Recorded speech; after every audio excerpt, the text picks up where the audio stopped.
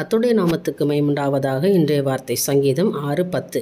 என் பகைஞர் எல்லாரும் வெட்கி மிகவும் கலங்கி போவார்கள். எனக்கு அருமையான தேவனுடைய பிள்ளைகளை, உங்களுக்கு முன்பாக இருக்கிற விரோதிகள் சத்துருக்கள் எல்லாரும் வெட்கப்பட்டு ஓடி போவாங்க. அதான் ஆண்டவர் இன்றைக்கி ஒரு வாக்குத்தத்தமாக ஒரு வார்த்தையை சொல்கிறாரு.